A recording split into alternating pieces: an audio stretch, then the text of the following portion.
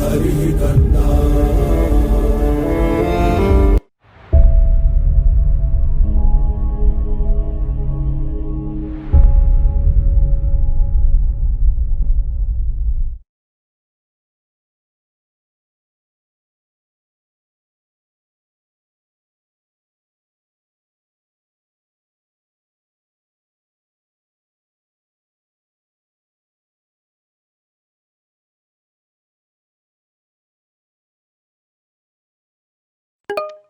Welcome to the fifth module of Intuitive DevOps for You course.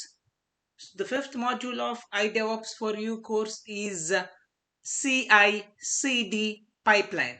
Here we are going to look into uh, all the tools which are related to building a pipeline. Example, a Git and GitHub, then Maven and Jenkins. So as an automation tool, I would like to discuss about Jenkins because this is the most widely used tool. So now we are in first part of fifth module, that is Git and GitHub. Don't think Git and GitHub are same. So they are different. They are two different tools. So now, irrespective of whether you are a developer or an operations guy, it doesn't matter. And Git is compulsory. The Git is compulsory even for the mechanical engineers or designers, automotive designers, and aerodynamic designers. So maximum everybody is using version control system these days. It has become compulsory. It's become a norm these days. So that's why, irrespective of what background you are, kindly watch this Git and GitHub part of fifth module. It's going to be crazy. It's going to be interesting. It's going to be fantastic and fantabulous. Just stay with me for more fun.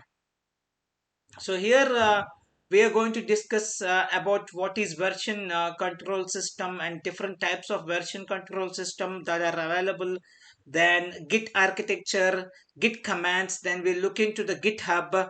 Uh, then we will see the exact difference between the Git and GitHub, and we will wrap up this Git and GitHub with a real world case scenario. Means five developers is working on a one project, so how they use Git and GitHub to work on that project. So using this real world case example, we are going to wrap up this Git and GitHub.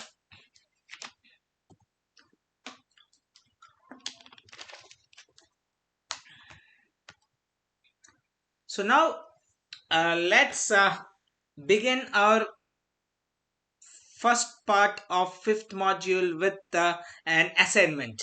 Okay, so here what I'm gonna do is I'll ask few questions and you have to answer me, and kindly follow this assignment. You just don't watch the video, you just do it with me. You just do it along with me. Okay, so let's begin. So the first activity that you have to do is state one, open a text file. So I will get into my hands-on directory, and there I will create a just text file, a text document. Okay, the name I'm going to give is why do we need version control system. That's the name of the file I've given. So now I'm opening it. So the file has been created. So the next activity that you are going to do, kindly follow with me, kindly do along with me. Whatever I'm doing, those steps you do along with me. So then add the following sentence. This is my first line. Okay. So let me add that. This is my first line in this file.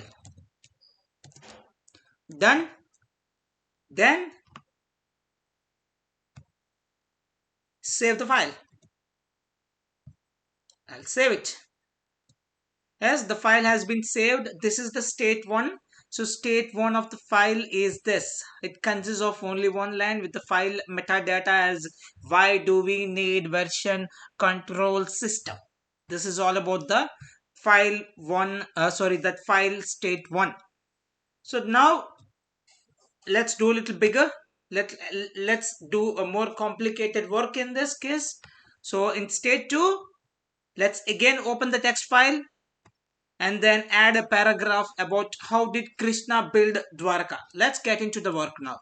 So I have opened the file. Now here I have to add a paragraph about the Krishna. So I'll go to the Google and I'll search it. So here I can see history. So district Devabhumi Dwarka. So I'll copy this.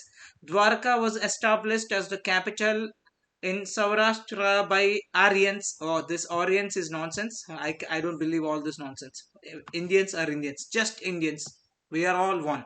Okay, so I'll just copy this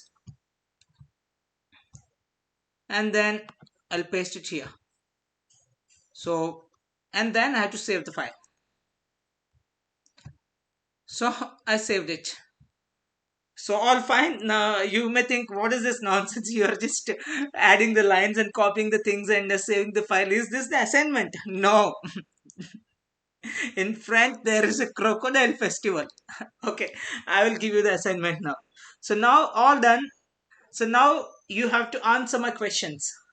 So my question is, what is the initial state of the text file? Of course, you can see on the screen. What is the, without this slide, what is the initial state of the text file? That's the state 1. And what is added to the text file? Of course, you can easily tell it. Why? Because in first case, in state 1, you have added only one line. That is, this is my first line in this file. And then in second, you have added a complete paragraph. So it's not that difficult to say answer these questions, of course. Okay, so I hope you would also answer this question with ease, because there are not much changes we have done it. So initial state was just with a single line and then paragraph was added. That's it. Brilliant, fantabulous. Now let's move to the state 3. Again, we will open the text file, and in this case we will delete some words and replace words and add few words. Okay, I will do that quickly. So this is our file.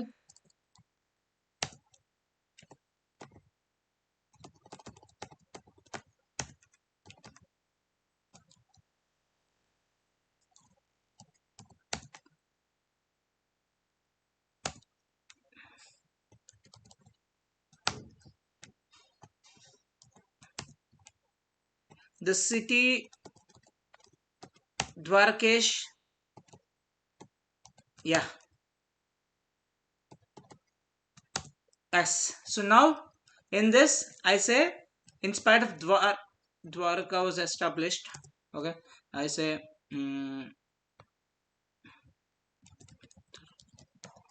so I won't say the words that I'm typing here. So you just follow the video. That's it. Delete this. I'll delete this and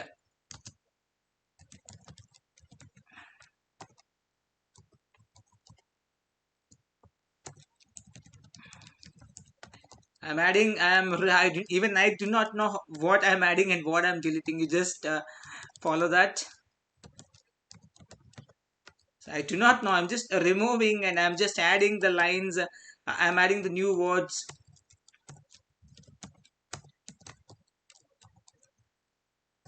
Randomly, I'm deleting words. Even I do not know.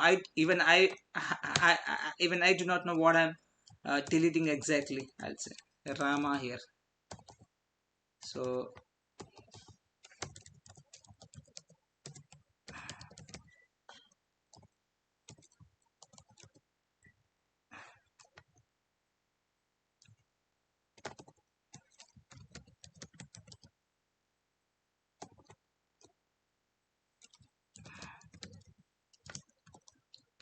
I think enough of additions and removal and replacement.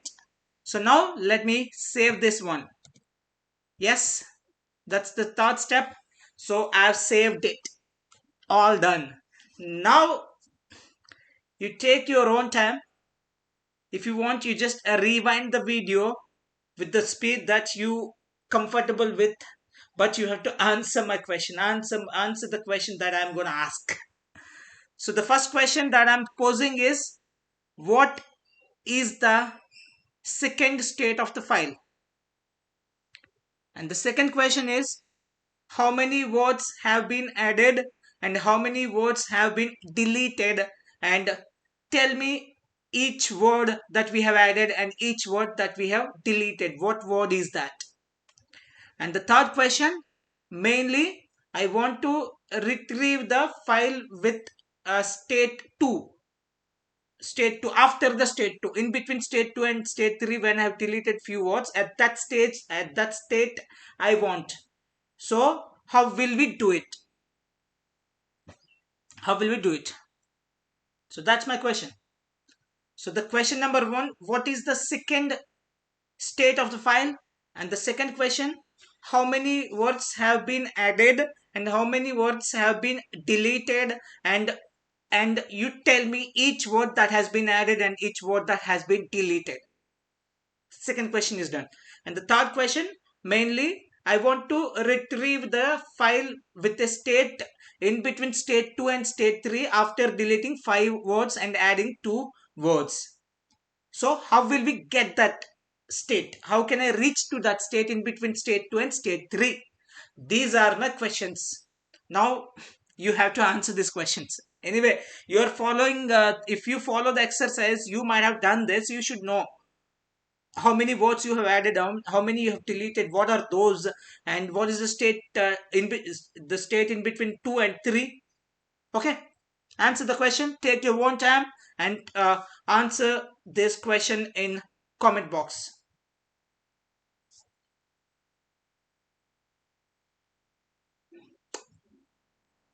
Fine. So I do not know how you answer this. I will see I will see the comment section. That's fine. But for me to recollect the words that I have, the words that I have deleted, the words that I have added, and then the number of words is also very difficult. And for me, it's impossible to retrieve into the state in between state 2 and state 3, because I do not know exactly at that state how many things, how many words I have removed and how many words I have added. So it's pretty difficult to keep these all changes tracking without any specific tool. So that's where a Git comes into the picture. A Git, I am talking about the Git, Git. That's where the Git comes into the picture. So the Git is going to do that. So a few years ago, when we were developers and writing code as a part of a team, we encountered recurring problems that were for the most part as follows. The first one is how to share my code with my team members, how to version the update of my code, how to track changes to my code, how to retrieve an old state of my code or part of it over time. So all these issues have been solved. So just replace the text file with the complete application code. You replace a text file that we have typed with the complete application code and see. So all these issues, all these questions will be answered by one tool. So of course, it's not just one tool. We have that version control system. Using that system, there are plenty of tools, but we are specifically talking about Git here. So that's the reason I'm mentioning Git. So these issues have been solved with the emergence of source code managers, also called a version control system, or noted more commonly as version control managers. So now, before we jump into the Git, and before we jump into look at various tools that are available in version control systems, I would like you to take you through one more example or one more assignment, so that it will be much clearer for you why we need a version control system. So this example is, let me bring it to my PPT. Yeah, here it is. Basically, this PPT is basically my brand guideline PPT. So I have two logos for my brand. One is neural mark. I call this as a neural mark logo. So this is because I have neural two neurons which are connected through the neural network, and in between my logo is there. Basically, I'm connecting this world with a neuron or neural network. That's what my logo represents. So for that, this is neural mark, and other logo is just a spread mark. I call this as a spread mark. Okay. So these are the two logos, and then here I have my brand, some of the brand guidelines like logo, which logo I will use in size and everything. Okay. So now when I was when I was designing my logo in a Photoshop, so what was happening when I was designing my logo?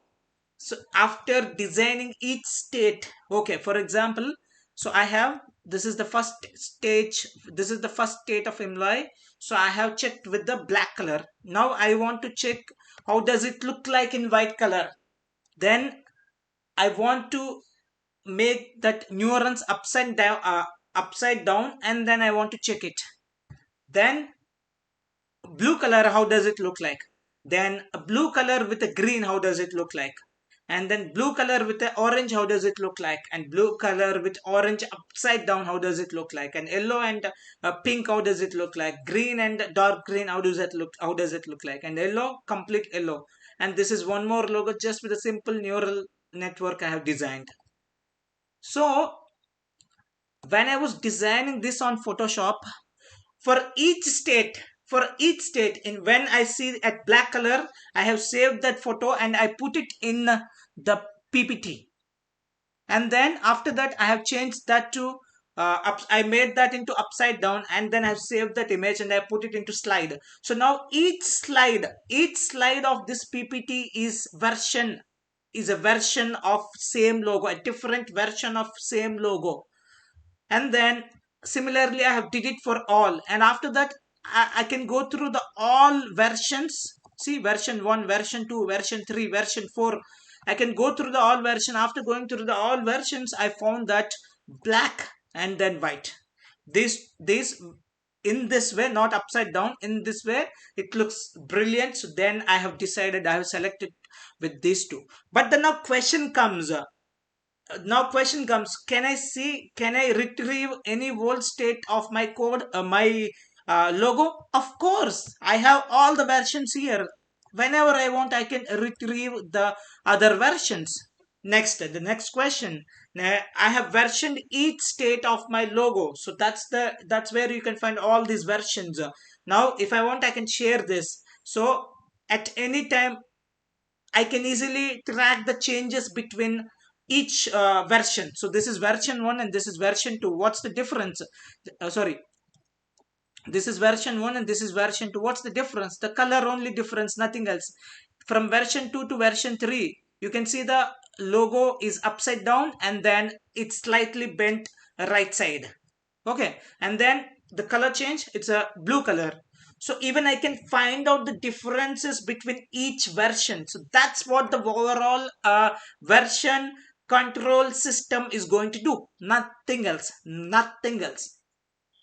So whatever the version control system that automatically does, I have done it manually. Of course, you might have done it manually to design your logo, or to write some paper, or to write some love letter to your girlfriend. For example, the best example, you might have, I do not know whether you are loving love letters these days. It may be messages. So messages, because even when you type a message, if it is first time you're sending to your girlfriend, so what will you do? You'll write you'll write a nice message, and in that you'll do some editing, and you'll add a few more words, and you'll change, and then you'll come up with finally one nice, eloquent and beautiful message, and that you will send it to your girlfriend. But where are the versions, man? That's my question. What is the initial version that you have written? And how many words you have asked, how many words you have added to the initial version? What are the words you have removed? Do you know that? It is impossible to track all these things. You have to track all those things in coding. In coding, you have to track. Maybe if a love letter to your a love message to your girlfriend is not, if you don't track the changes, it's not that important. But for coding, it is must and should. It's compulsory. It is important. So to track all those things, so it is, we require a tool. So that tool, that system is called version control system, and the popularly used tool is Git. I hope you got why we require a version control system, either in real life or in software life. It doesn't matter, irrespective of the industry.